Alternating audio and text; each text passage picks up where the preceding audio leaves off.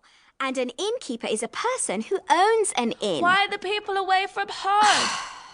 Why don't I tell you the story of the Nativity? Yes, please! Okay. The story begins a long, long time ago. Before the dinosaurs? No, not before the dinosaurs. Good, it would have been sad to live before the dinosaurs. Yes, that's true, Eli. As I was saying, a long, long time ago, about 2,000 years ago, in fact, there was a woman called Mary.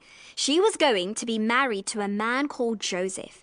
Then one day, the angel Gabriel appeared to her. Oh, that's me! Yes, that's you, Ishan. You'll be wearing wings. Woo! I'm going to fly around the stage like this. Whoosh! Miss, was the angel Gabriel like the angel on a Christmas tree? A little bit like that, Ruby, yes. But the angel Gabriel was very, very bright. He glowed so much that Mary had to cover her eyes when she saw him.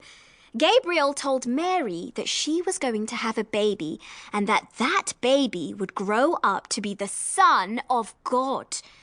Before the baby came, however, Mary and Joseph had to travel to a place called Bethlehem. Why? Good question, Jackson. Because of something called a census. The Romans, who were the rulers at that time, wanted to count everyone in the land, and people had to travel to the place where they were born to be counted. A census is a little bit like the register we use at the start of lessons. Why did the Romans want to count everyone? I can count up to 30. That's great, Eli.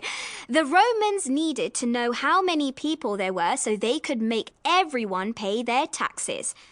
Tax is the name for money that people must pay to the government. The Romans sound mean. Well, that's probably fair, Amy. They did invade quite a few places. Now, does anyone know how Mary travelled to Bethlehem? Oh, was it on my donkey? That's right, Jackson. Mary rode to Bethlehem on Joseph's donkey. But when Mary and Joseph got to Bethlehem, there was nowhere for them to sleep. So the innkeeper... Me! Yes, that's you, Eli. The innkeeper told Mary and Joseph that they could sleep in the stable with the animals, where it would be nice and warm. And smelly. Yes, it probably was, Ruby. In the stable, Mary gave birth to a baby boy. She called him Jesus. On a hill nearby, some angels appeared before a group of shepherds and told them to go and visit the baby Jesus because he was God's son. The shepherds went, even though they had nothing to give the baby, and they were amazed. Far away, 3 wise men saw a star in the sky, and they followed it to baby Jesus. Wow! How do you follow a star? In the old days, people used the stars to find their way from one place to another.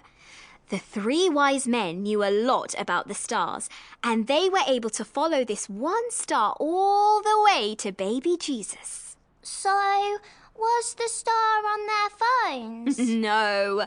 2,000 years ago, people didn't have phones. The star was in the sky. It was a very special star, and it told the wise men that something very special had happened. They travelled all the way across many countries to visit Jesus. Did they drive there in the car? No, cars hadn't been invented.